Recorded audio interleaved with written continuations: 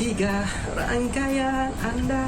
Okey, pejan celik TV3 telah masuk usia yang ke-37 tahun. Okey, oleh itu saya Aidil Rahim ingin mengucapkan selamat menyambut ulang tahun ke-37 untuk TV3 serta keseluruh keluarga kerja TV3. Okey, lagu yang saya nyanyikan tadi adalah petikan daripada lagu yang saya membesar, saya dan seisi keluarga saya membesar bersama TV3. So, dengan menyambut ulang tahun yang ke-37 ini, semoga TV3 terus menjadi stesen pilihan nombor 1 rakyat Malaysia. Sejak kecil lagi saya memang dibesarkan dengan menonton TV3. Ialah ayah saya merupakan seorang penonton tegar TV3 sebenarnya. Antara program yang paling saya minati ialah Malaysia Hari Ini. Kerana during my school time, bila I nonton Malaysia Hari Ini dapat gain a lot of general knowledge sebenarnya. Dan di kesempatan ini, saya ingin mengucapkan selamat menyambut ulang tahun yang ke-37 buat TV3. Semoga TV3 terus gah di industri penyiaran Malaysia.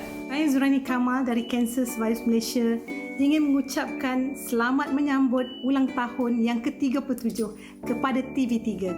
Semoga terus mendidik kami menjadi masyarakat yang berinformasi dan kekal dekat di hati rakyat Malaysia. Selamat ulang tahun TV3 yang ke-37.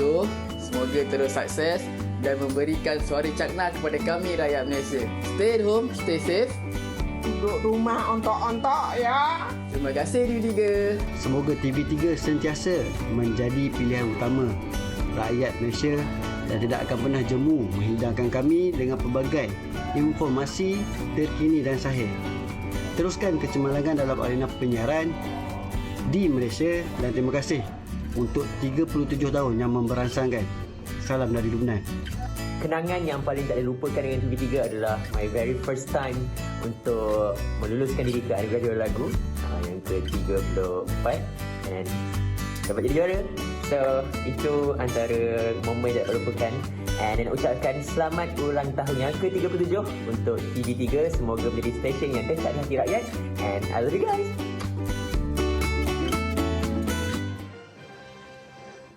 TV3 di mana jua. Selamat ulang tahun ke-37 TV3 hari ini 1 Jun 2021. Kita nak rewind balik ke 37 tahun lepas 1 Jun 1984 di mana bermulanya TV3. Apa kenangan Marsila dengan TV3? Kenangan saya dengan TV3 ni sebenarnya saya suka menonton rancangan-rancangan yang ada di TV3. Ketika saya masih bersekolah lagi, saya suka menonton rancangan Nona, Melodi, Music. Melodi, Music. Ya. Rancangan hiburan. Anik berlayan sikit kan? Ya, saya sikit berbeza sebab saya memang membesar dengan rancangan ini. Majalah pula Malaysia Hari Ini. Tengok salah.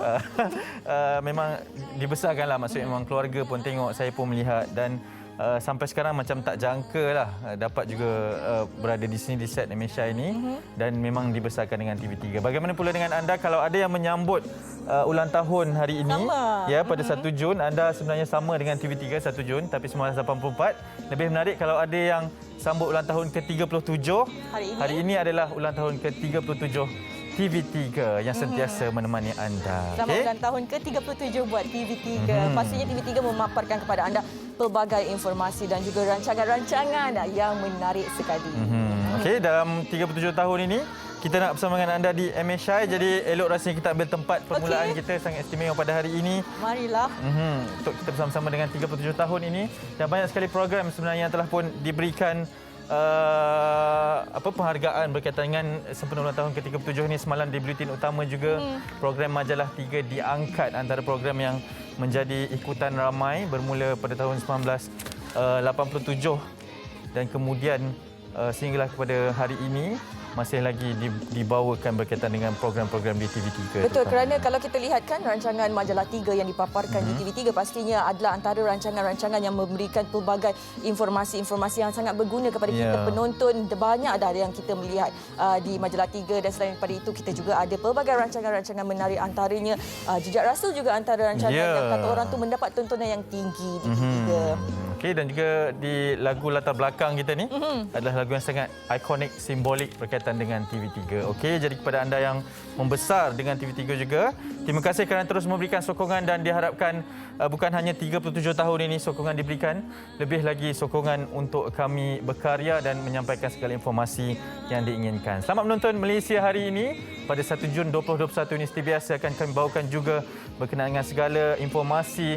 Perintah kawalan pergerakan secara penuh telah pun dilakukan dan dimulakan pada hari ini dan dalam usaha untuk membendung rantaian COVID-19 yang masih lagi sedang hibat melanda negara kita. Betul, kerana kita melihat bahawa pertambahan angka-angka kes positif saban hari meningkat, walaupun ada naik dan turunnya, tetapi masih lagi kita berada pada tahap kata orang tu angka positif yang begitu kritikal sekali, yang perlu kita sama-sama berganding bahu rakyat Malaysia, sama-sama kita membantu Malaysia melandaikan lengkup pandemik COVID-19 dengan caranya. Okey, sebentarlah kita telah melaksanakan PKP penuh ini, apa kata sama-sama kita duduk sahaja di rumah, dan katanya kalau tiada keperluan untuk kita keluar, duduk sahaja di rumah. Okay, Dan kita nak kongsikan kes-kes positif COVID-19 semalam, angkanya adalah sebanyak dilaporkan 6,824 kes positif. Ini kali kedua ataupun hari kedua berturut-turut kes menurun daripada angka yang sangat tinggi 9,020 kes yang dilaporkan sebelum ini, dan semalam juga hanya sekitar 6,824 sebenarnya. Bukanlah sesuatu yang boleh melegakan lagi, tapi sekurang-kurangnya masih lagi berlaku penurunan, dan dengan jumlah kematian 67 kes semalam juga antara yang membimbangkan. Dilaporkan dengan beberapa statistik menunjukkan bukan hanya golongan berisiko, tapi golongan muda juga pada ketika ini telah pun diserang, dan ianya boleh mengakibatkan kepada kes kematian. Dan kalau kita lihat itu antara perinciannya, di mana setakat semalam keseluruhan kes di Malaysia positif adalah sebanyak 572,357 kes, dan bilangan angka kematian juga semakin hari semakin meningkat, dan itu adalah pertambahan kes, kes positif di mana di Selangor, Kuala Lumpur, Johor juga antara negeri-negeri yang mencatatkan angka peningkatan kes COVID-19. Sarawak juga angkanya sangat tinggi.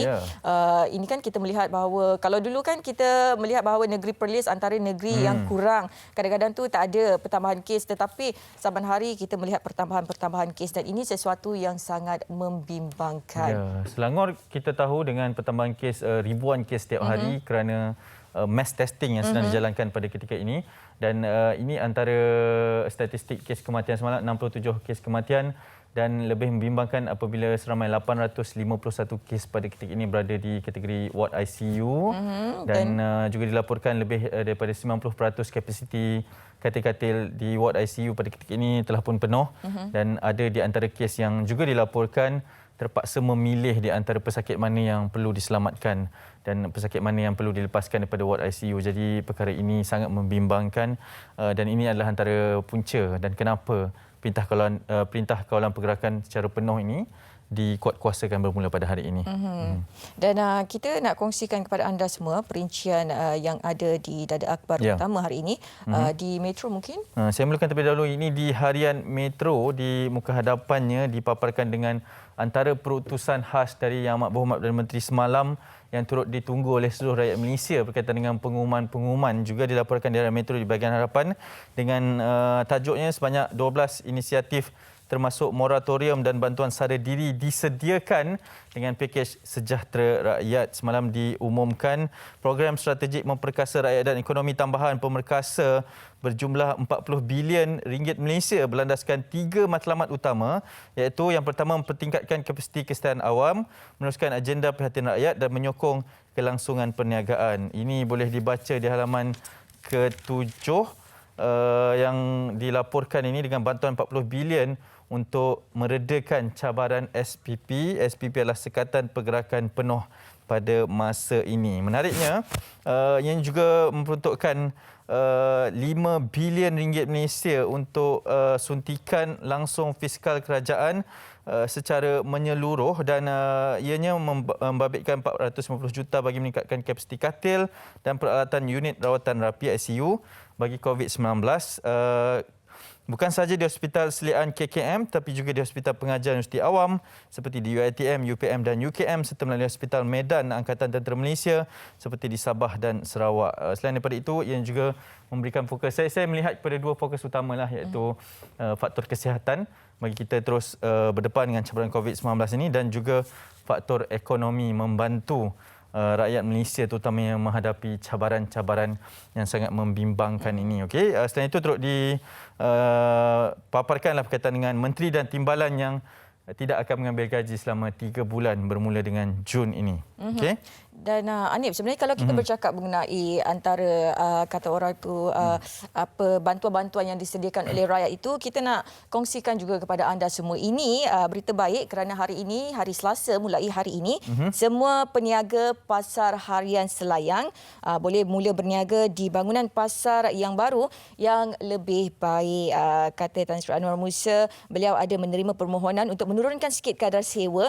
Jadi apabila menerima permohonan tersebut, boleh memutuskan untuk memberi secara percuma. Anda tidak perlu membayar sewa hingga akhir tahun dan kita harapkan dengan bantuan-bantuan yang disediakan itu dapatlah membantu mereka yang terjejas, kan? Ya. Okey, ini di hadapan Metro dan juga perkongsian dari Menteri Wilayah Persekutuan yang kami paparkan tadi. Seterusnya di berita harian ini mengenai tindakan tegas kepada ibu bapa yang bawa anak-anak ke tempat berisiko. Perinciannya ada di halaman ke-9 di mana di sini katanya kertas siasatan boleh dibuka terhadap ibu bapa yang langgar SOP. Ibu bapa yang membawa anak berusia kurang 18 tahun ke lokasi yang ada risiko jangkitan COVID-19 termasuk di tempat sesak boleh dikenakan tindakan undang-undang.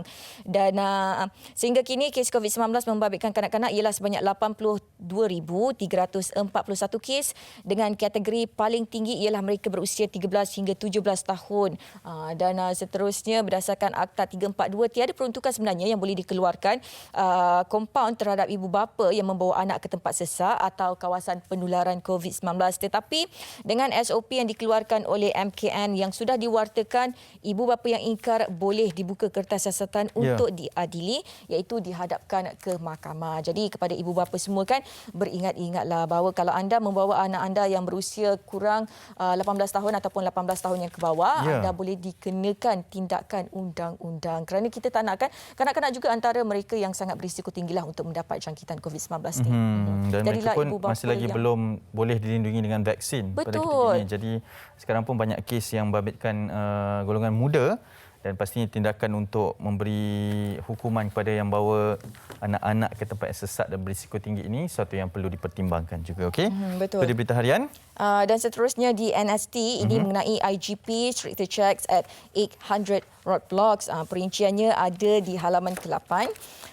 Di sini katanya ini mengenai pemeriksaan polis yang lebih ketatlah di SGR yang diadakan bermula hari ini. Kalau sebelum ini SGR hanyalah 600 sahaja tapi ditambah kepada 800 sekatan jalan raya setakat hari ini. Dan perinciannya dikatakan di sini bahawa pemeriksaan polis di setiap SGR di seluruh negara akan bermula hari ini dan akan dilakukan secara lebih terperinci dan mungkin mengambil sedikit masa berbanding sebelum ini. The public are still allowed to go out to get essential items but only within 10 km of their homes. Only 2 people per household will be allowed. Maksudnya dikatakan di sini bahawa kita masih lagi boleh keluar ke rumah tetapi dalam jarak 10 km dan untuk membeli barang-barang keperluan sahajalah. Apa yang digariskan sebelum ini, yang diwar-warkan sebelum ini, ada SOP yang telah digariskan kepada anda semua ketika PKP penuh ini dilaksanakan. Okey, ingat kepada nak melakukan aktiviti rekreasi juga, berbasikal tak boleh. Maksudnya tidak digalakkan dan tidak dibenarkan pada ketika ini, hanya berjoging berseorangan dan juga melakukan aktiviti fizikal secara berseorangan dengan kaedah radius dalam lingkungan 10 km saja. Okey, kita ikut arahan. Yang penting kita perlu bersama-sama dalam memastikan bahawa segala rantaian ini dapat diputuskan. Kita nak teruskan. Ini perkongsian berkaitan dengan tinjauan persediaan di Sekatan Jalan Raya bersempena dengan PKP penuh ini pada jam 12 malam tadi. Wartawan kita Asri telah pun berkunjung ataupun melihat bagaimana suasana di Sekatan Jalan Raya untuk menghadapi PKP secara penuh ini. Sama-sama kita saksikan laporan ini.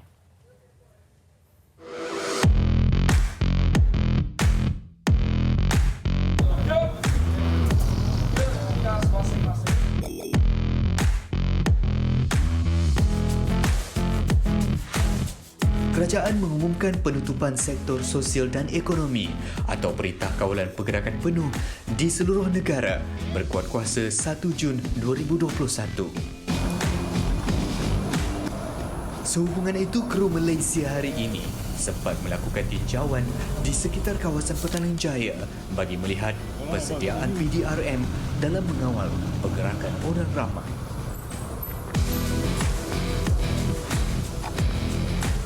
Bilangan SJR kita akan tingkatkan.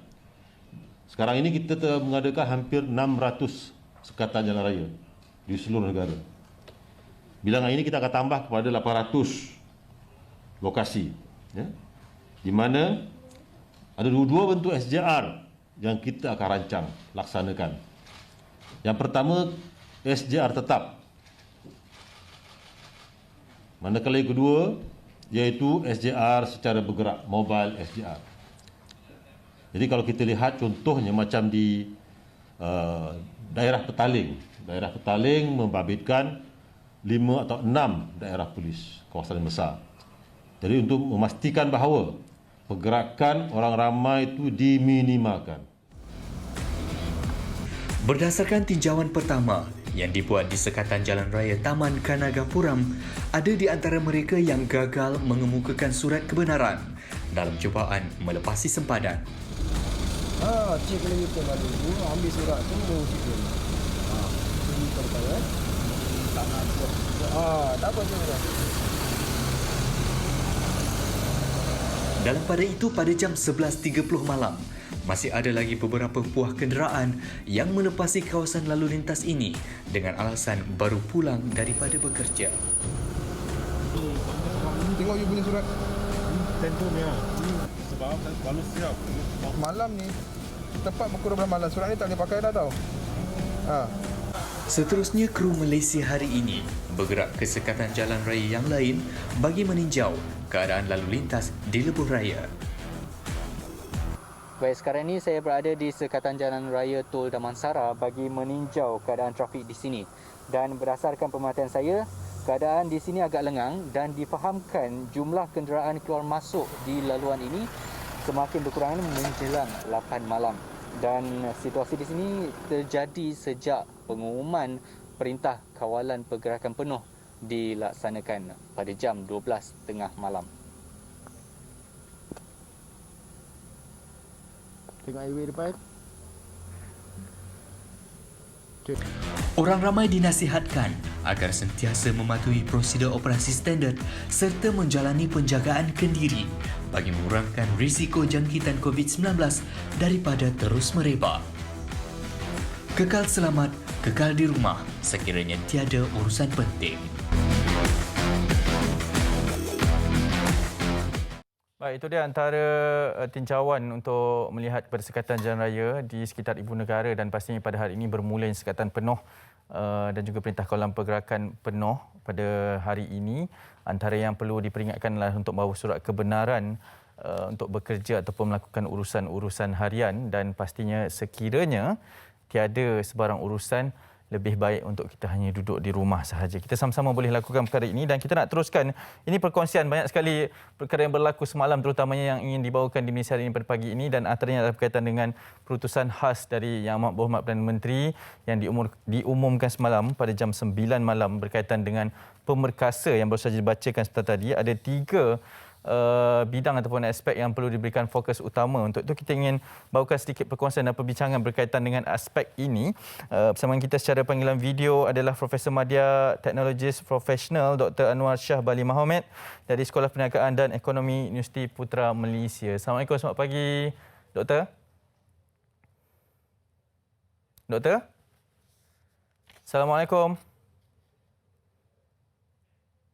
Ya, baik, mungkin kita masih lagi menunggu berkaitan dengan keberadaan. Ya, saya. Apa khabar?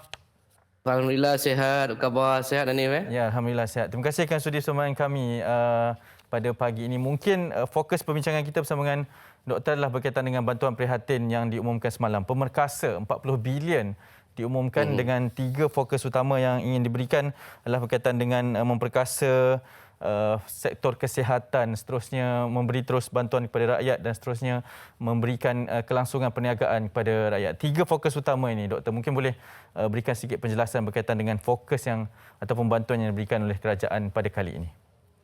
Okey, terima kasih Hanif atas jemputan pada hari ini. Kalau kita soroti semula apa yang diberikan bantuan semalam sebagaimana yang diumumkan oleh Yang Amat Berhormat Perdana Menteri, ini merupakan pakej rancangan ekonomi ke-7 pasca COVID ataupun pada ketika berlakunya COVID-19, ini yang kali ke-7 dan juga peruntukan adalah 40 bilion bermakna total adalah sebanyak 380 bilion.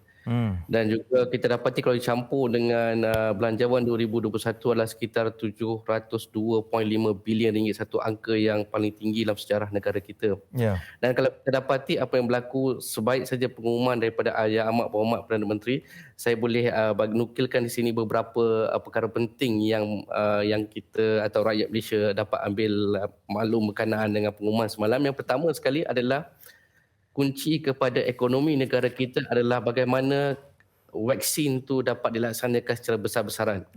Dan disebabkan itulah kerajaan memperputukkan 1 bilion semalam Hanif untuk membantu untuk mempertingkatkan kesihatan negara kita, memperkukuhkan kesihatan negara kita dengan meningkatkan kapasiti katil dan ICU 450 bilion dan juga 550 bilion untuk krisis kesihatan COVID dan juga melanjutkan tempoh perkhidmatan pegawai perubatan jururawat. Dan ini dan yang paling penting sekali adalah mempercepatkan vaksin itu sendiri. Kenapa saya kata vaksin itu perlu dipercepatkan dan kenapa ia memberikan impak yang kepada negara? Saya ambil beberapa contoh Hanif.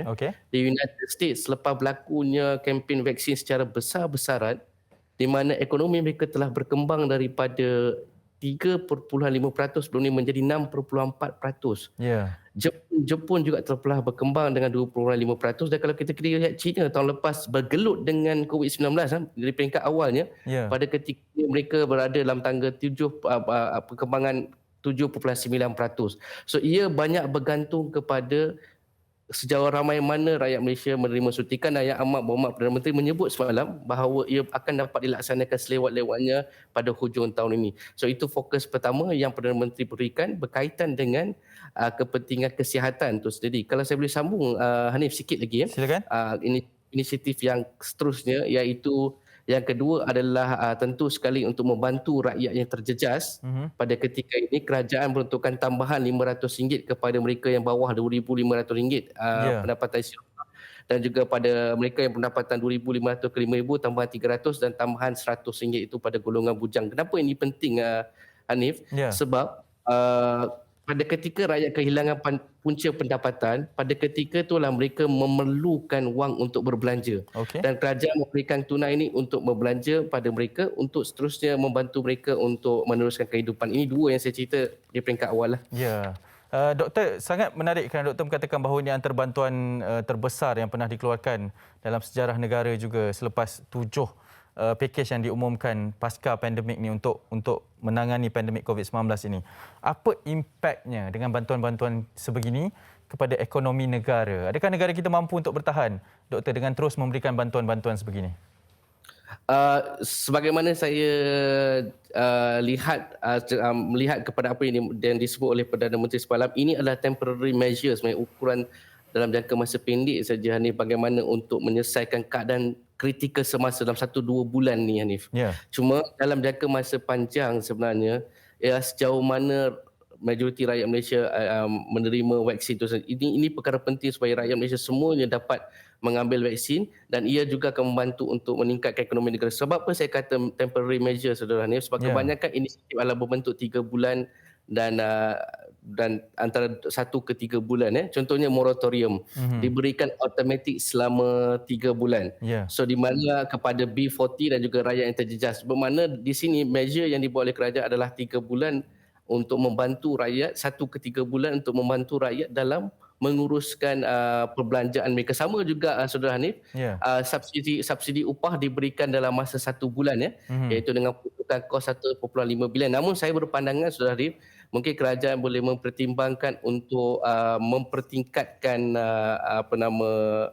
subsidi upah ni, sebab subsidi upah ni memberikan impak yang positif kepada kerajaan negara dalam mengurangkan kadar pengangguran tu Hanif daripada 5% lebih kepada 4.8%. Jadi saya mencadangkan kerajaan boleh meneruskan sehingga bulan Ogos saudara Hanif untuk membantu PKS bernafas pada ketika mereka memerlukan nafas tu sendiri. Ya. Doktor, kita mungkin ada masa yang sedikit singkat, tapi dalam masa ini mungkin doktor boleh berikan cadangan kepada rakyat terutamanya untuk mengambil secara sepenuhnya inisiatif dan juga insentif yang diberikan ini oleh kerajaan. Jangan kita tunggu lagi, mungkin peluang itu adalah untuk kita sendiri dapatkan. Doktor, silakan.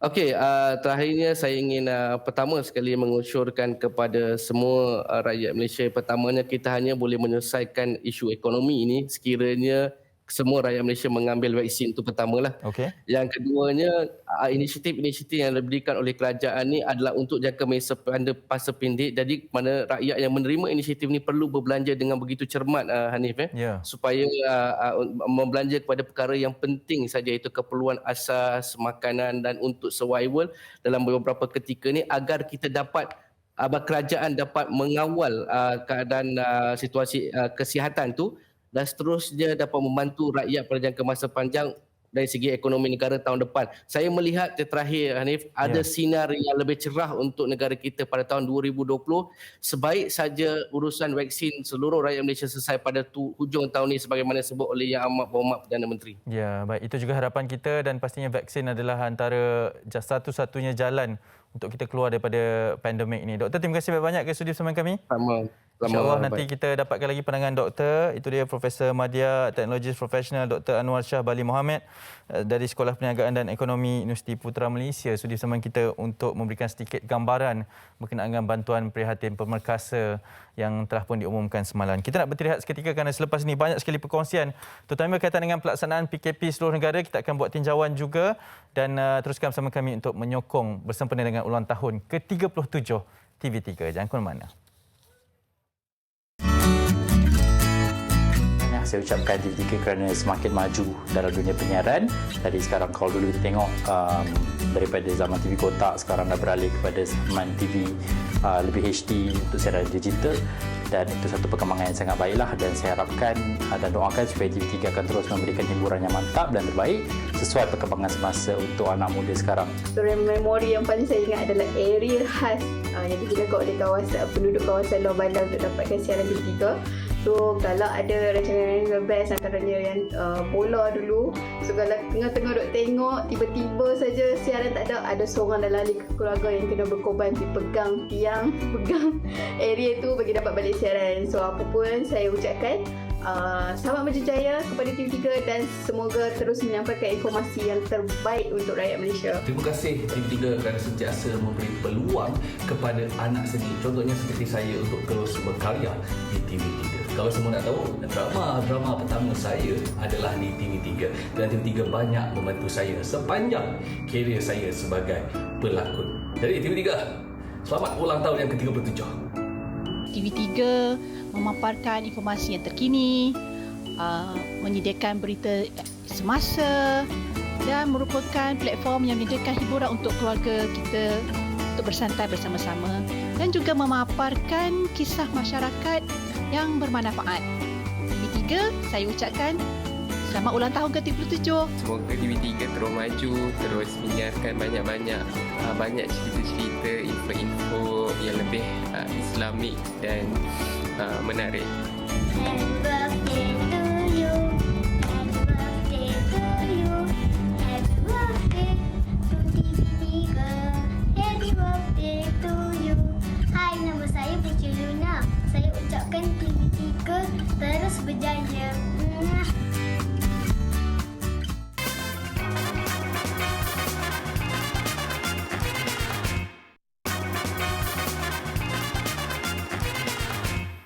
TV3 sentiasa ada untuk memberikan yang terbaik. Selamat ulang tahun ke-37 kepada TV3 yang disayangi. Selamat hari ulang tahun ke-37 TV3. Semoga kekal bersama selamanya. Baik, itu dia. Selamat ulang tahun ke-37 bagi TV3. Tapi dalam apa yang dipaparkan tadi tak ada Marsila. Jadi Marsila boleh ambil kesempatan ini untuk ucapkan secara langsung selamat ulang tahun ke-37. Silakan. Selamat ulang tahun ke-37 buat TV3. Semoga terus memberikan informasi yang berguna kepada seluruh rakyat Malaysia. Awak punya panjang slot nak bagi ucapan. Kami pendek-pendek je. Okeylah, sebab saya tak ada. Dia apa pun pimai-pimai tang tu lah. Betul lah. Kan, sebab hari ini pun lagipun kita dah menyambut ulang tahun yang ke-37 di TV3. Lepas tu kita nak berilah sesuatu informasi yang sangat berguna kepada penonton kita. Tapi Hanif, sebenarnya tadi di awal siaran kita dah pun ingatkan kepada penonton kita bahawa hari ini adalah pelaksanaan PKP penuh. Jadi apa yang perlu dilakukan di rumah? Di rumah maksudnya? Dilakukan maksudnya duduk di rumah. Kita perlu jaga diri dan yang pasti bagi saya adalah keluar bila perlu sahaja isi rumah tersebut. Dan ada juga pertanyaan, jangan bawa ahli keluarga yang lain lah bila nak keluar. Betul. Maksudnya kalau kena bawa juga, fikir alternatif yang lain. Jangan jadi selfish, jangan jadi pentingkan diri sebab semata-mata nak keluar kena bawa semua. Itu tak bolehlah. Okey, apapun kawalan kendiri itu sangat penting pada ketika ini. Alright. Okey, kita nak teruskan. Ini berkaitan dengan tinjauan yang akan dilakukan, iaitu tinjauan trafik di seluruh negara berkaitan dengan pelaksanaan Perintah Kawalan Pergerakan secara penuh ni. Untuk itu, kita ingin tinjau bagaimana sebenarnya keadaan trafik pada ketika ini. Ada juga laporan gambar-gambar tular yang menunjukkan bagaimana kenderaan berpusu-pusu untuk masuk ke ibu negara ataupun cuba untuk keluar pada 2-3 hari yang lepas selepas mengetahui ada Perintah Kawalan Pergerakan secara menyeluruh ini. Untuk itu, kita ingin bersama dengan Tuan Syed Muhammad Faizal Syed Ahmad, Ketua Penolong Pengarah Pembangunan dan juga Trafik Lembaga Lebuh Raya Malaysia LLM, yang telah pun sudi bersama kita secara panggilan video pada pagi ini. Assalamualaikum, selamat pagi. Waalaikumsalam. Ya, Syed sihat? Sihat, walafiat. Alhamdulillah. Ya, terima kasih kerana sudi bersama dengan kami. Mungkin hari ini adalah hari yang sibuk bagi Encik Syed bersama dengan pasukan untuk memantau pergerakan trafik di seluruh negara pada pagi ini. Mungkin boleh kongsikan berkaitan dengan keadaan semasa trafik di sekitar negara kita. Silakan, Encik Syed. Okey, terima kasih kepada saudara Hanif dan pihak Malaysia hari ini kerana sudi menjemput pihak Lembaga Lebuh Raya Malaysia untuk menyampaikan keadaan dan situasi trafik di Lebuh Raya pada pagi ini. Sempena dengan bermulanya PKP penuh hari ini sehingga 14 Jun. Okay, untuk makluman penonton MHI, berdasarkan kepada pemantauan pusat-pusat trafik Lembaga Lebuh Raya pada pagi ini, kita dapati bahawa secara keseluruhannya pergerakan trafik di semua lebuh raya utama pada pagi ini bergerak lancar dan tiada kesesakan yang luar biasa yang dilakukan sebelum ini secara ni. Okey, selain itu pihak LLM juga mendapati bahawa pergerakan trafik di lebuh raya dalam bandar juga adalah lancar dan tidak berlaku kesesakan yang ketara seperti yang berlaku pada hari-hari yang normal. Dan tinjauan kita juga di sebelah utara lebuh raya, kita mendapati bahawa keadaan trafik juga lancar dan terkawal. Begitu juga di sebelah selatan, mana trafik juga baik. Dan begitu juga di lebuh raya KL Karak dan lebuh raya Pantai Timur. Kita mendapati bahawa keadaan trafik bergerak lancar. Dan cuma apa yang kita perhatikan pada pagi ini ada berlaku sedikit kenderaan bergerak perlahan di lokasi sekatan jalan raya yang berlaku di Sungai Besi yang menghala ke selatan. Mungkin ini berlaku disebabkan oleh pemeriksaan yang ketat oleh pihak PDRM lah kepada pengguna lebuh raya yang ingin rentas negeri. Jadi mungkin ada berlaku sedikit kenderaan bergerak perlahan lah di lokasi berkenaan lah. Dan untuk semua pihak PDRM juga telah memaklumkan kepada pihak LLM bahawa sebanyak 97 lokasi SJR yang akan dilaksanakan di lebuh raya di Malaysia, mana mengengkang daripada pergerakan pengguna-pengguna lah untuk membuat ataupun cuba untuk membuat rentas negeri, Anis. Ya. Tuan Syed, mungkin boleh kongsikan sebab kami sedang melihat visual beberapa lebuh raya di Malaysia ini ataupun yang ada di dalam kamera ini. Mungkin boleh kongsikan bagaimana sebenarnya operasi pihak Lembaga Lebuh Raya Malaysia terutama dalam tempoh Perintah Kawalan Pergerakan ini sekiranya melihat kepada pertambahan kenderaan sekiranya ada. Apa operasinya ataupun apa prosedurnya yang akan dilaporkan kepada pihak berkuasa, Tuan Syed?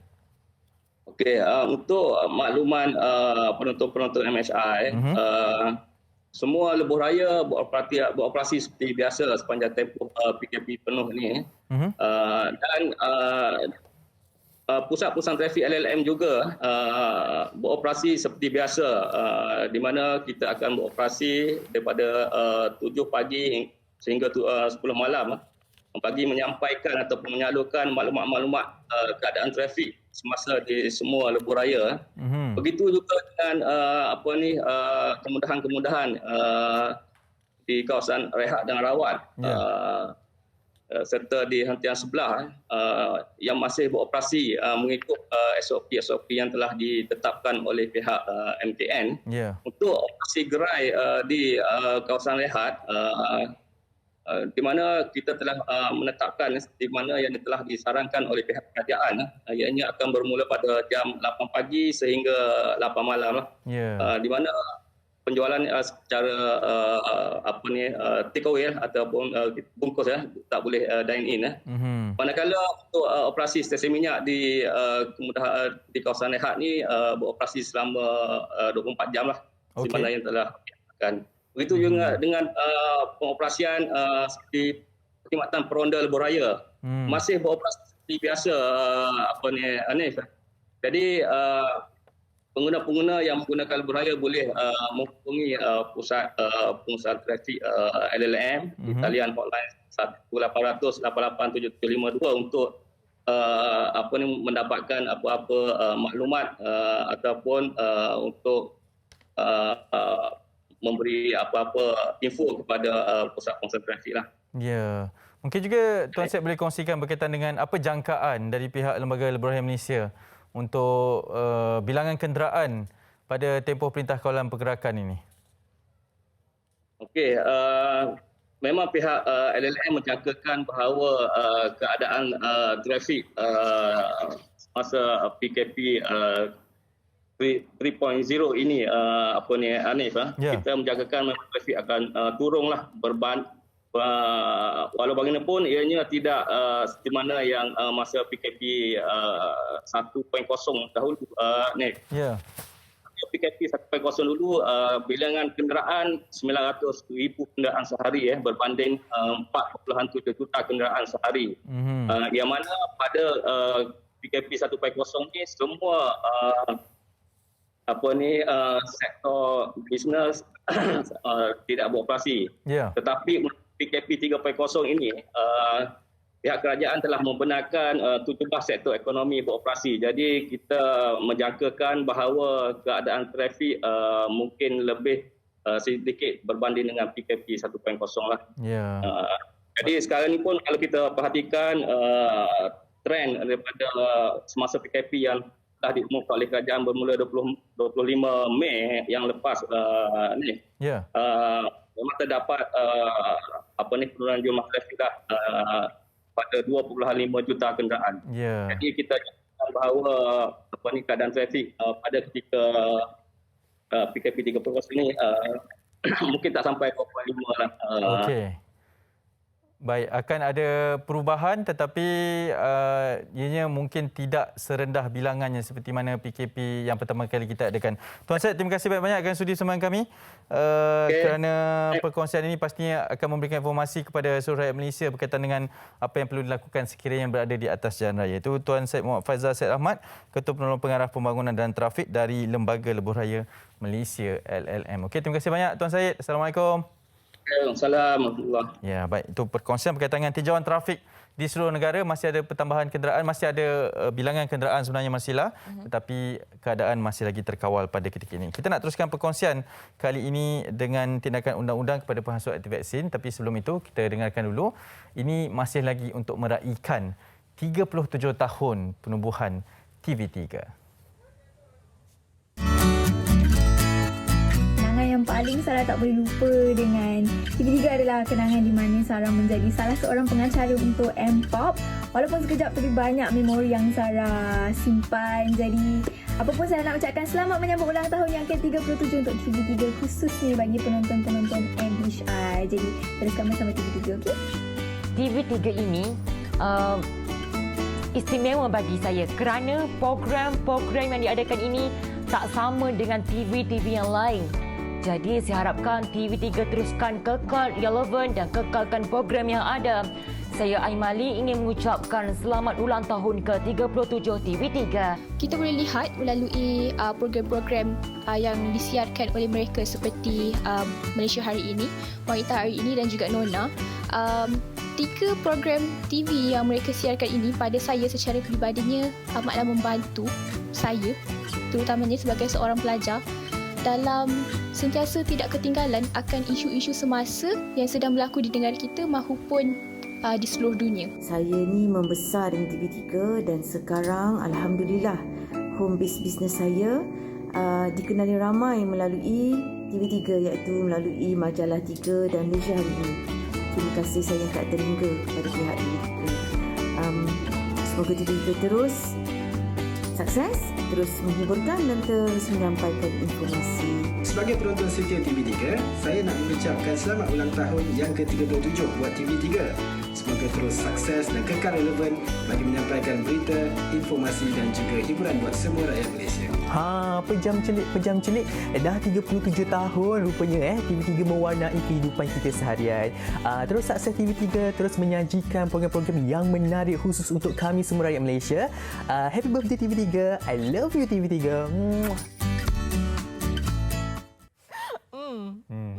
Sayang betul dekat TV3 Muah sekali keluar. Okey, masih lagi anda menonton kami berdua di Malaysia Hari Ini. Kalau tadi Anip bersama dengan tetamu kita kan dah bercakap mengenai pelaksanaan PKP penuh yang dilaksanakan dan sekarang kita masih lagi nak bercakap ini mengenai situasi COVID-19 lah. Tetapi kita nak mempercayai hari ini mengenai anti vaksin. Anip dah ambil vaksin? Alhamdulillah yang pertama telah pun selamat. Tak ada masalah lah bagi saya, itu semuanya mentaliti saja dan persediaan kesihatan, tapi masih ada lagi gerakan untuk menghasut mereka untuk tidak mengambil vaksin ini. Banyak gerakan-gerakan di media sosial terutamanya yang menghasut orang ramai supaya tidak mengambil vaksin kerana kita tahu bahawa kerajaan telah memperuntukkan bajet yang begitu besar pada belanjawan 2021 untuk peruntukan mendapatkan bekalan vaksin untuk rakyat. Dan kalaulah gerakan ini terus-terusan menghasut bagaimana untuk kita mencapai imuniti kelompok ini tidak akan tercapai jika masih wujudnya gerakan-gerakan anti vaksin ini. Dan hari ini untuk kita memperincikan, kita nak tahu apa antara tindakan undang-undang yang bakal dikenakan kepada mereka si penghasut anti vaksin ini. Kita akan bersama dengan seorang peguam am iaitu Puan Nur Zabita Muhammad Nur yang sudah bersedia di panggilan video sekarang ni. Assalamualaikum. Waalaikumsalam. Selamat pagi Puan. Selamat pagi. Okey, baik Puan. Bercakap mengenai penghasut anti vaksin ini ataupun golongan yang menolak vaksin ini Puan. Kalau kita lihatkan sekarang ni di zaman media sosial, ramai orang bebas menulis apa sahaja pendapat mereka di media sosial sebagainya di Facebook, Instagram, Twitter. Jadi kadang-kadang apabila kita menulis tu kita tak sedar, kadang-kadang keterlaluan. Ada itu cara penulisan itu menjurus ke arah penghasutan untuk kita menolak sesuatu benda. Contohnya sekarang isu vaksin. Jadi apakah sebenarnya secara asasnya, adakah apa-apa tindakan undang-undang yang diperuntukkan terhadap mereka yang menulis secara membuta tuli ini?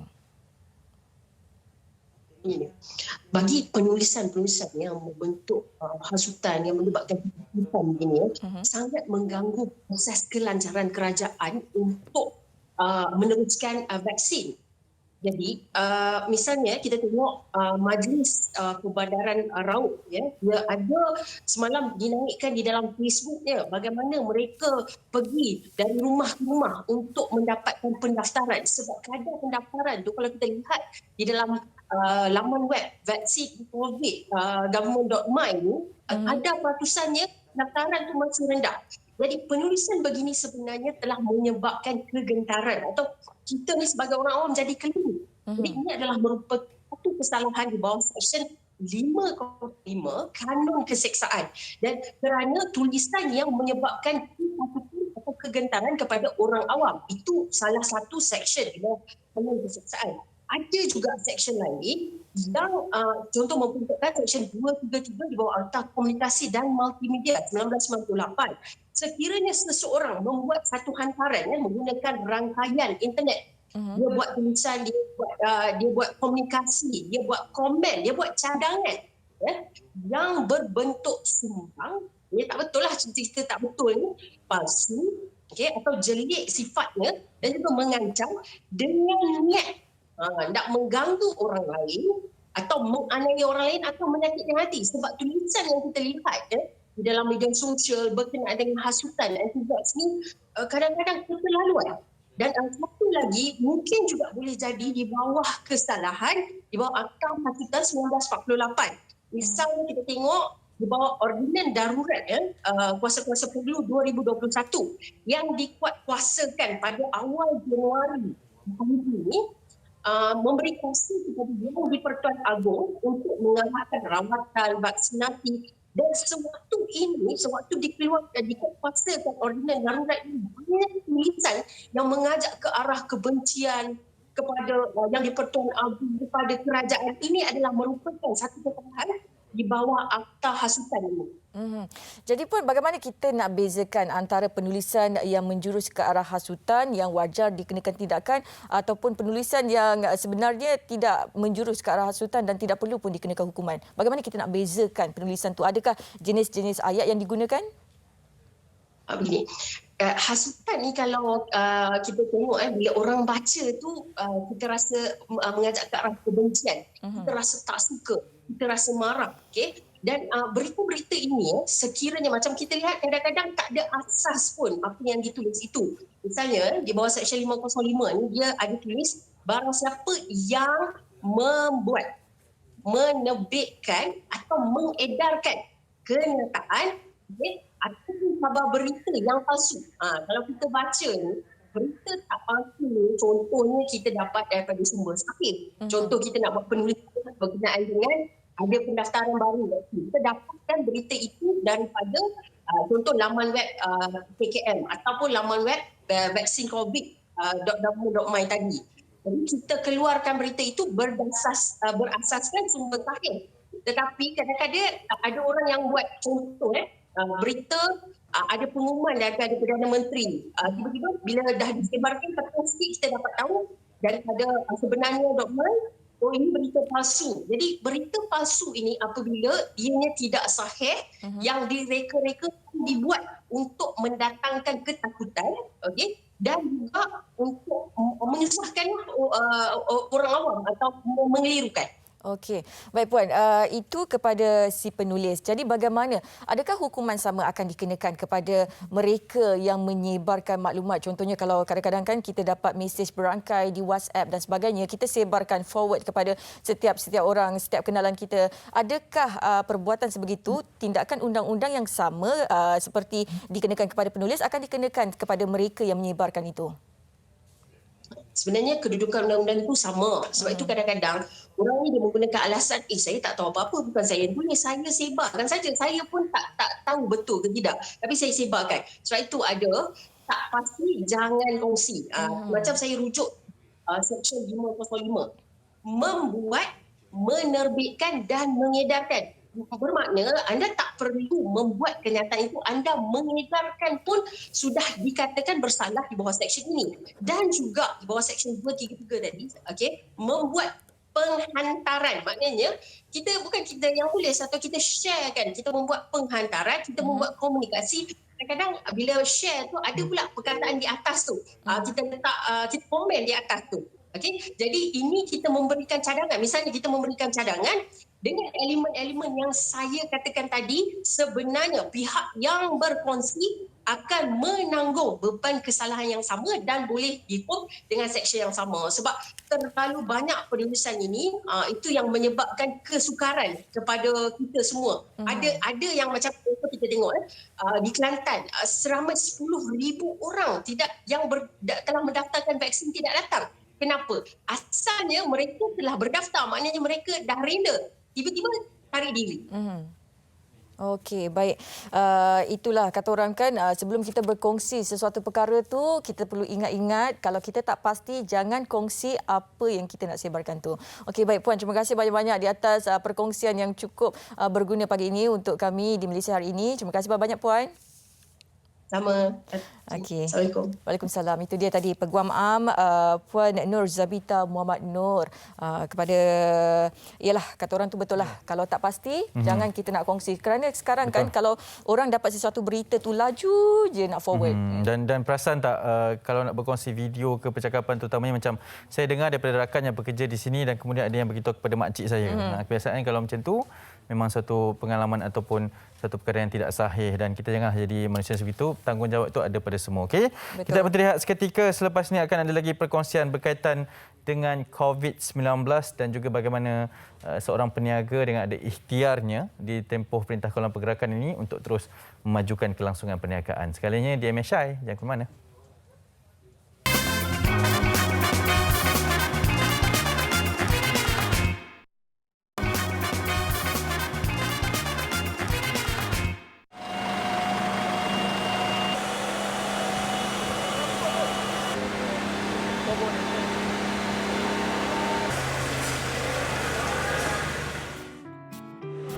Peningkatan kes COVID-19 sejak akhir-akhir ini memaksa kerajaan melipat gandakan usaha bagi memerangi pandemik berkenaan.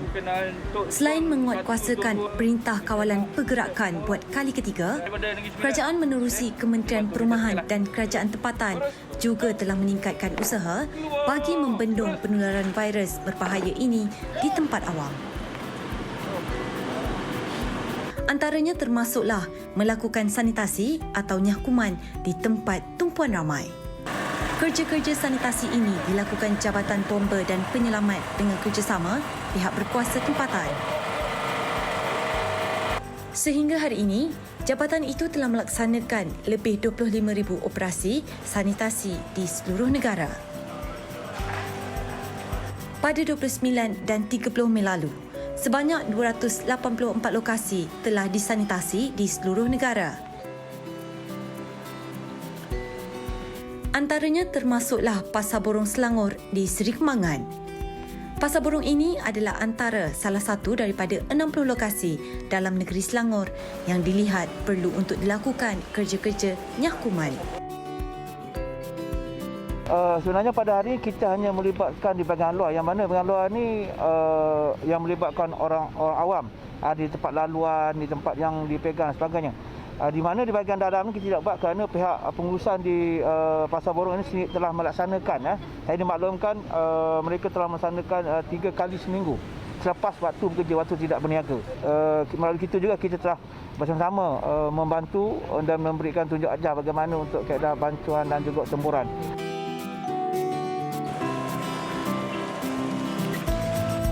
Turut hadir menyaksikan kerja-kerja berkenaan dilakukan adalah Menteri Perumahan dan Kerajaan Tempatan Datuk Zuraida Kamarudin dan Ketua Pengarah Bomba Datuk Sri Hamdan Wahid serta pegawai tertinggi jabatan yang lain.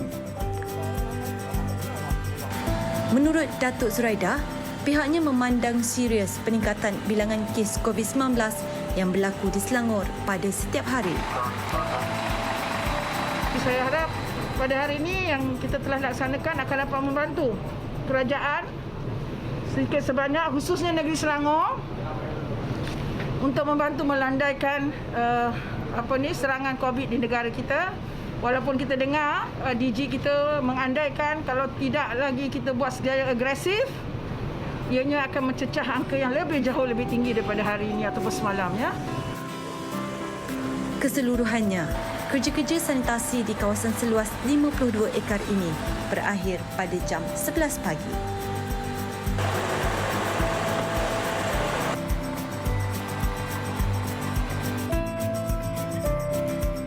Baik, kembali bersama kami di Malaysia hari ini. Kita nak teruskan perkongsian seperti yang telah pun kita bawakan seperti tadi. Ini berkaitan dengan perkongsian COVID-19 dan juga berkaitan dengan PKP yang akan dilaksanakan bermula pada hari ini. Tapi sebelum itu kita nak kisahkan ataupun beritahu kepada anda berkaitan dengan COVID-19. Ini bukanlah satu mainan. Ada juga berlegar di media sosial berkaitan dengan Road to 10K.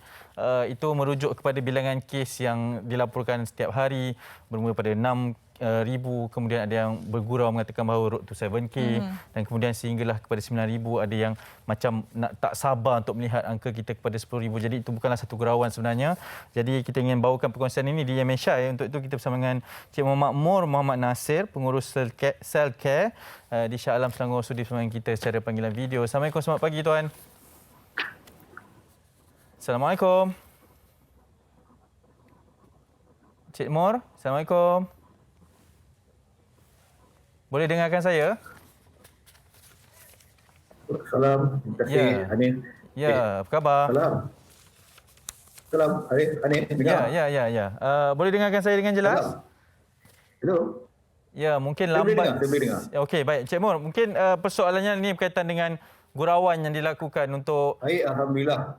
Ya, ini berkaitan dengan persoalan gurauan yang dilakukan untuk menuju ke angka 10,000 kes yang dimaklumkan. Mungkin boleh berikan sedikit perkongsian berkaitan dengan isu ini.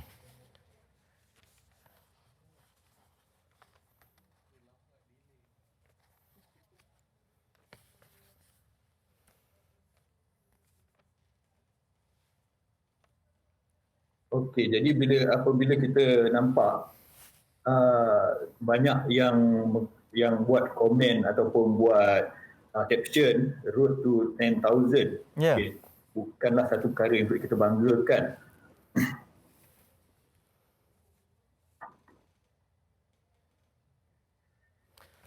Baik, mungkin kita mengalami sedikit masalah teknikal bersama dengan Cik Moore. Akan kita cuba dapatkan juga, dan harus kita ingatkan bahawa isu ini perlu dipandang serius.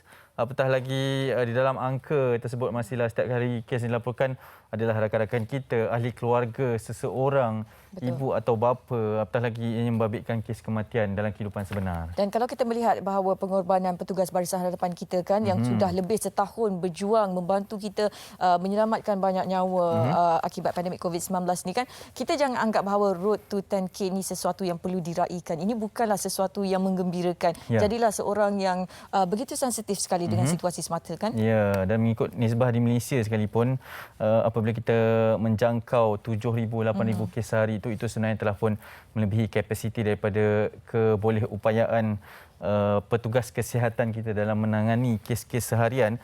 Jadi bayangkan sekiranya kita mencecah kepada 10,000, dan ada juga unjuran mengatakan bahawa boleh mencecah kepada 13,000 kes sehari pada bulan Jun ini sekiranya PKP tidak dilaksanakan. Okey, kita masih lagi sebenarnya cuba untuk mendapatkan berkaitan dengan isu topik 10K ini, bukanlah sesuatu untuk dibanggakan. Masih lagi bersama dengan Encik Muhammad Moore Muhammad Nasir, pengurus Cell Care bersama dengan kita di panggilan video. Adakah telah bersedia ataupun bagaimana untuk kita teruskan perkongsian ini, kerana selepas ini akan kita bawakan juga perkongsian berkaitan dengan ikhtiar peniaga secara PKP. Encik Muhammad Moore masih bersama dengan kita, mungkin boleh teruskan perkongsian berkaitan dengan 10K ni, road to 10K ni, bukanlah sesuatu untuk dibanggakan. Silakan. Okey, terima kasih Hanif, maaf atas gangguan tadi. Baik. Jadi pertama sekali saya ucapkan saya ingin ucapkan selamat ulang tahun ke-37 untuk TV3 Ya. Okey, jadi berbalik kepada topik yang mana road to 10K. Okey, jadi saya tengok benda ni agak trending di media sosial. Jadi ini adalah sesuatu yang kurang elok pada saya, seolah-olah kita mendoakan keadaan pandemik COVID di negara kita ni semakin teruk. Seolah-olahnya seperti itulah. Jadi bila negara kita mencapai kadar positif harian sebanyak 10,000 ataupun lebih, jadi itu adalah satu tanda yang kita berada dalam keadaan yang kurang baiklah daripada segi pengawalan. Ya. Cik Moore, mungkin Cik Moore bersama dengan Cell Care berkaitan dengan saringan komuniti yang dilakukan di Selangor juga. Ini yang menjadi penyumbang kepada kes-kes yang sangat tinggi di negeri Selangor. Ramai yang melihat kenapa perlu dilakukan saringan yang besar-besaran ini, kerana dengan ada saringan besar-besaran maka nombornya akan bertambah. Bagaimana sebenarnya untuk memahamkan orang ramai berkaitan dengan kepentingan melakukan saringan secara besar-besaran di peringkat komuniti di negeri Selangor terutamanya? Okey, baik. Jadi saringan secara besar-besaran ini adalah disarankan oleh WHO sendiri, yang mana kita lihat pada April tahun 2020 Arab Saudi menjadi negara pertama yang melakukan saringan secara besar-besaran ni secara berfasa. Jadi negeri Selangor mengambil inisiatif untuk melakukan saringan secara besar-besaran ini juga secara berfasa, yang mana kita bergerak daripada satu kawasan ke kawasan yang lain. Kita buat 56 kawasan mengikut DUN di negeri Selangor. Jadi program ini kita telah bermula daripada 8 Mei sehingga kita jangkakan sehingga 10 Jun nanti. Jadi program ini adalah bertujuan untuk kita saring seramai mungkin rakyat ataupun penduduk di negeri Selangor supaya kita dapat kesan individu-individu yang kita suspek positif melalui ujian calitan RT antigen. Jadi individu-individu ni kita akan asingkan daripada kelompok yang negatif supaya mereka ni ada antara mereka ni tidak mengetahui bahawa mereka ni adalah golongan yang positif. Jadi mereka bebas ke sana ke sini, berkeliaran dan berjumpa dengan rakan sekerja, mungkin ahli keluarga dan sebagainya.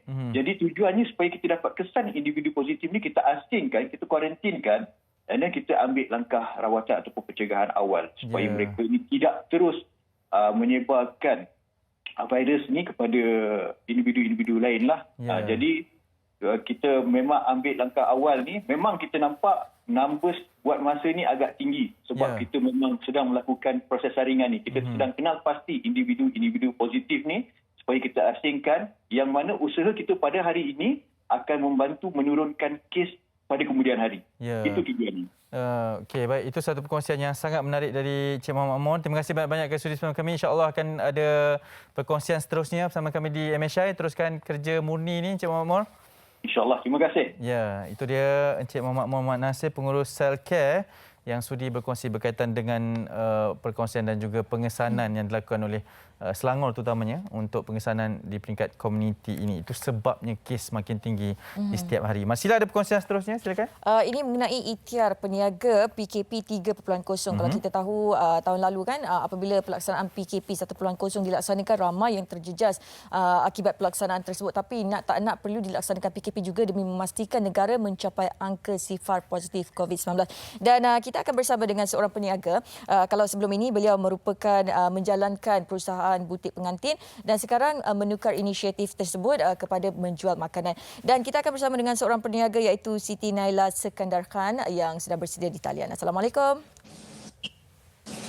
Waalaikumsalam. Apa khabar? Alhamdulillah, baik. Okey, baik Puan. Kami ingin bertanyakan kepada Puan mengenai pelaksanaan PKP ini. Jadi kepada Puan sendirilah, bagaimana pelaksanaan PKP ini memberi kesan kepada perniagaan Puan sebelum ini? Difahamkan Puan menjalankan perniagaan butik pengantin.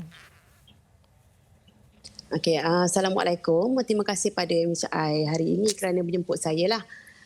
Seperti umum semua tahu, dengan penyakit yang masih melanda negara kita, industri wedding semakin tenat lah. Banyak majlis terpaksa tangguh, banyak yang batal. Jadi kami menanggung kerugian yang sangat besar. Oleh sebab tu saya cuba untuk mencari satu alternatif lain untuk mengembangkan mata pencarian saya lah. Jadi macam mana? Mungkin Puan boleh kongsikan secara ringkasnya bagaimana daripada mengusahakan butik pengantin, Puan pergi beralih arah pula kepada mengusahakan makanan? Okey, bermula dari PKP 1 itu. Jadi saya tidur malam pun tak lena. Saya still berfikir apa yang inisiatif saya nak buat. Jadi saya berfikir saya nak jual makanan. Jadi makanan tu mungkin semua orang duduk rumah boleh order melalui COD. Jadi pada masa sekarang ni jadi saya bermula dengan jualan makanan popiah sambal lah dulu.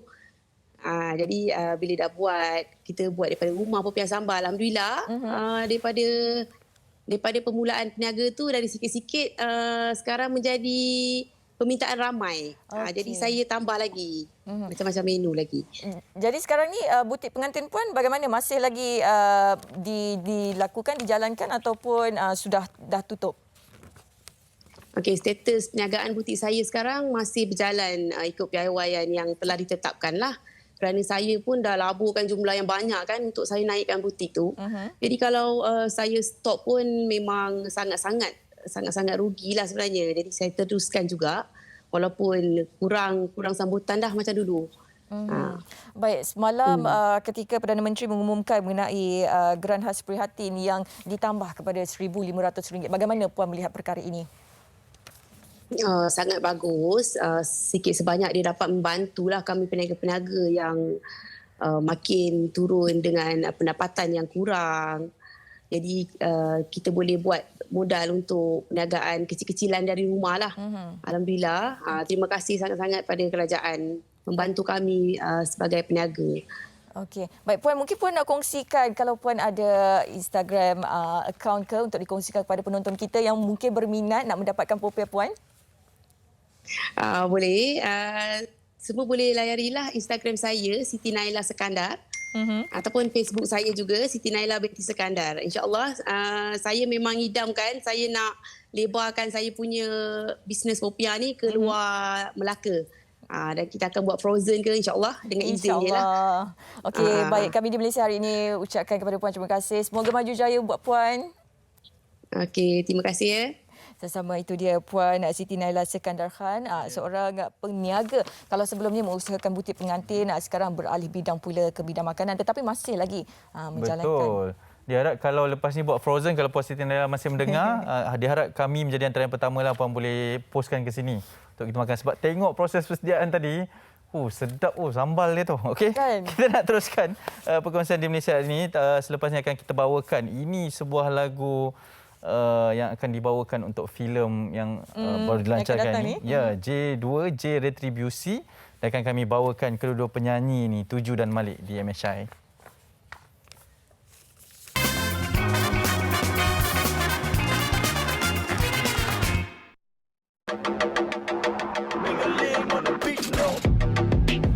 Okey, itu dia. Masihlah, jangan ralit lah. Kita dah nak bersiaran ni. Kita dah bersiaran. Ya Allah, saya ralit menulis. Apa yang ditulis pun tak tahulah. Sorry. Okey, baik. Itu dia lagu Ralit yang kita paparkan start tadi. Dan Ralit merupakan lagu tema untuk filem J2 J Retribusi. Sebuah filem sequel blockbuster yang dinanti-nantikan selepas J Revolusi. Sebuah lagu rap yang digubah oleh Ming dan Wofi, ditulis dan dinyanyikan oleh Tuju bersama Malik Abdullah. Ralit boleh kini dengarkan di semua pelantar digital dan tonton lirik videonya di YouTube Monkey Bone sekarang. Dah bersedia dah bersama dengan kita ni. Assalamualaikum, selamat pagi. Waalaikumsalam. Good morning. Good morning, Tuju Malik. Tuju Malik Tuju dan Malik. Tuju dan Malik, apa khabar kedua-duanya? Okey. Mungkin boleh kongsikan berkaitan dengan lagu Ralit ini. Silakan Tuju, mungkin boleh mulakan. Okey, Assalamualaikum, selamat pagi. Waalaikumsalam. Terima kasih kepada MHI. So, kita ingin pendekkan cerita lagu Ralit ni. Seperti yang kita tahu, Ralit tu adalah mengejar masa dan lebih menceritakan tentang hero di dalam filem ini. Yeah. Jadi proses rakaman untuk lagu Ralit ni mengambil masa berapa lama, Malik? Lebih kurang 4 jam. 4 jam saja. Dia recording memang 4 jam lah sebenarnya. Tapi untuk menulis, sebab saya dengan yang lain hanya mengambil dalam masa seminggu. Okey. Mereka. Maksudnya hanya seminggu tu adalah satu tempoh yang pendek lah, Tuju. Saya pun susah ingin beritahu, tapi setiap komposer, setiap penulis tu ada mereka kata 1 minggu tu panjang, ada mereka kata 1 minggu tu pendek. So untuk saya dia tidak panjang, dia tidak pendek, dan alhamdulillah lagu Ralit ni senang bekerja sama dengan mereka dan selesai. Okey. Tuju, anda adalah antara penulis juga. Mungkin boleh beritahu bagaimana sebenarnya timbul kolaborasi di antara Tuju dan Malik untuk lagu Ralit ini. Malik, mungkin boleh beritahu siapa yang lamar siapa ni? I think masa tu kita dua-dua ada dalam, kita sign to the same record label which was Kramer Records. So I think that was a project that we were bonded to do together. Dan kita kena buat sama-sama. It was sebenarnya projek ni datang daripada Abang Ahmad, Encik Ahmad. Mana dia manager kami, dia manager untuk saya. So projek ni datang di mana J Retribusi mencari saya untuk mencipta sebuah lagu OST ini. Dan diberi idea dan diberi lagi peluang untuk berkolaborasi bersama orang yang berbakat ini seperti Malik Abdullah. So everything is nice. That's right. Baik, setakat ini bagaimana penerimaan peminat Tuju dan juga Malik dengan lagu Ralit ni? Seperti yang kita tahu, mereka menerima, alhamdulillah, syukur alhamdulillah, menerima karya ini, Ralit ini. Dan mereka juga tidak sabar untuk melihat filem ini. Ya, Malik, melihat kepada kolaborasi ini, awak rasa adakah ini one way forward untuk meneruskan karier awak? I mean, definitely. I think this is a brilliant collaboration, and I look forward to do more with my guy Tuju. Yeah. Okey. Mestinya. Jadi lirik videonya sudah ada. Adakah perancangan untuk mengadakan music video pula? Oh, kamu tidak tahukah music video pun sudah ada? Oh, sudah ada juga kah? Oh. Ya. Oh, sudah jadi sabar terus. Oh, sabar tu ya. Bagaimana proses penghasilannya, Tuju? Proses penghasilannya datang daripada production J Retribusi. Saya tidaklah dapat menyentuh apa-apa atau memberi idea apa-apa di music video itu, tetapi music video itu sangat fire. Awesome.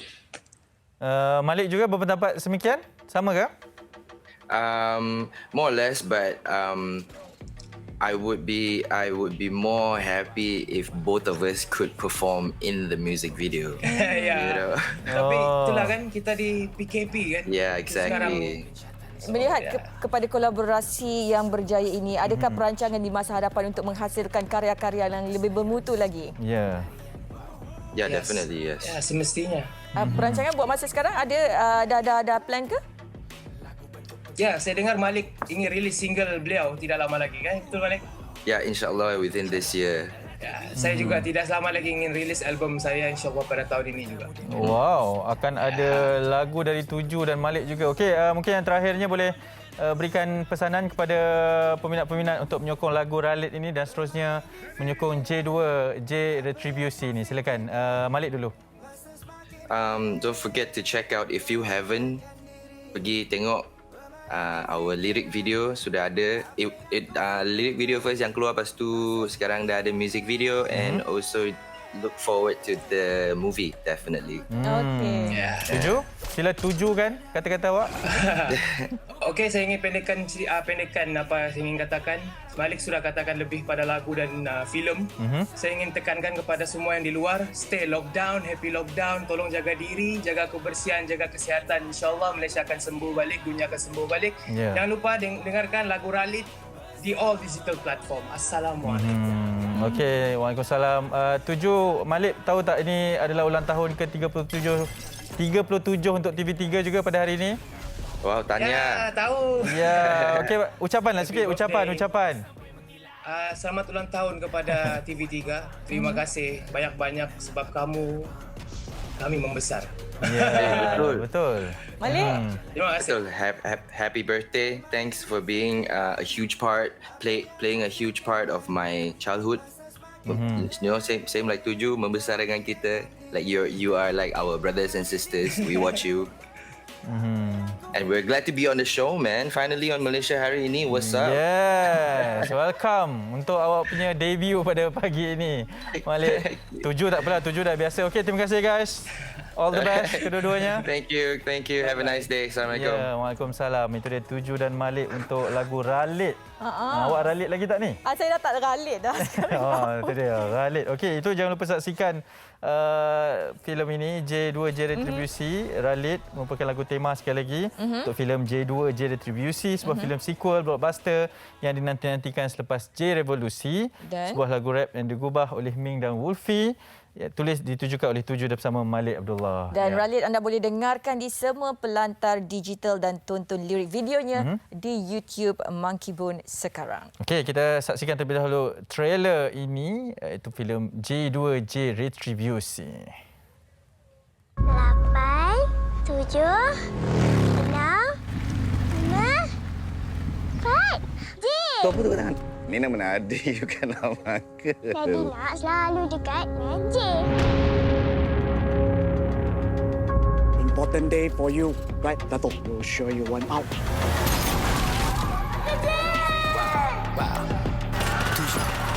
Fokus diriku mulai hilang tentang diri yang sakit sekarang ku tentang. Bodyguard, macam you. My name is Nice to meet you. Roja. Ya, Nina. Tak ada seorang pun korang tahu kalau dia itu J Zulkarnain. Dia yang bunuh Andra.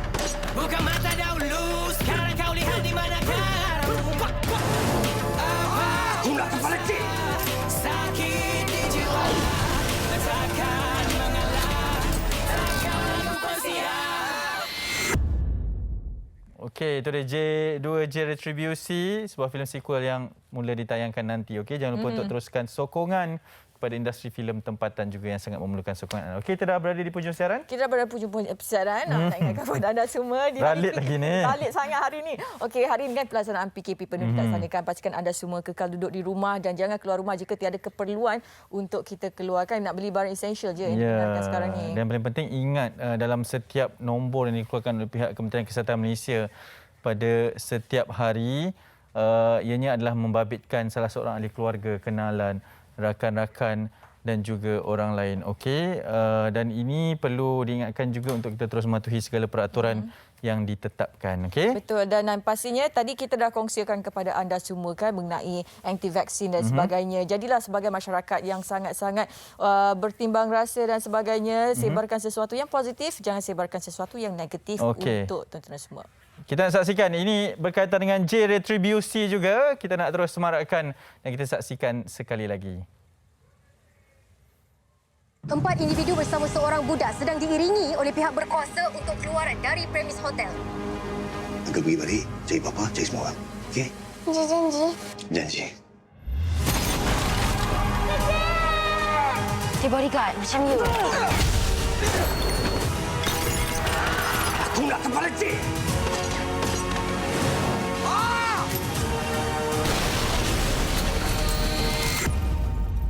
Oh, tak sangka Ani Mizati pun ada dalam filem ini. Okey, itu antara yang dibawakan juga. Jangan lupa untuk terus berikan sokongan. Hari ini juga adalah 1 Jun 2021, 37 tahun lepas TV3 diwujudkan untuk bersama dengan anda selama 37 tahun. Tadi juga di Instagram dan juga Facebook kita berikan satu teka-teki lah kepada orang ramai berkaitan dengan berapa sebenarnya umur Malaysia hari ini ya. Dan ada yang jawab betul tak? Ramai tak yang jawab betul? Kalau Masila cuba teka berapa? Ke dah ada jawapan bocor? Belum lagi? Jangan. Saya tak boleh lah bagi jawapan bocor awak ni. Ini jawapan-jawapannya 100 tahun. Bukan 100 tahun. 27 tahun. Betul. Lemesha 27 tahun. Tahniah, semoga rancangan terbaik di pagi hari dengan info terkini yang bermanfaat. Bermula pada tahun 1994 dan juga seterusnya. Ketika ulang tahun ke-6 TV3, ada satu rancangan khas yang dihoskan oleh Dato' Andy Lala. TV3 menjemput beberapa orang kanak-kanak yang lahir pada tarikh yang sama. Hos bertanya setiap kanak-kanak, lahir di mana? Semua jawab lahir KL. Betul? Seorang daripadanya jawab lahir kat hospital. Semua orang ketawa. Hos pun jawab, betul lah tu. Terkenang juga abang ni. Betul lah kan? Lahir kat mana? Hospital betul lah. Betul lah kat hospital lah kan. Saya pun setuju hospital. Okey, betul jawapan dari Latifah Abu Hassan 27 tahun. Juga untuk MSI dan ini juga ucapan-ucapan daripada rakan-rakan kami di Facebook.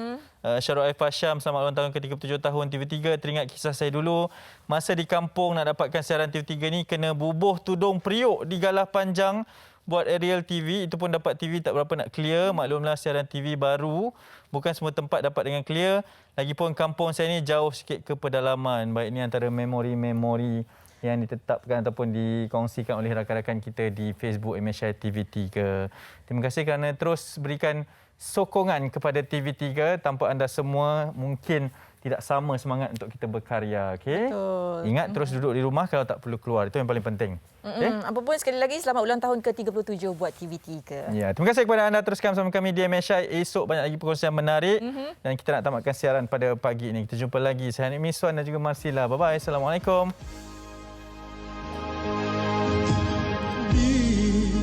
Mana-mana jua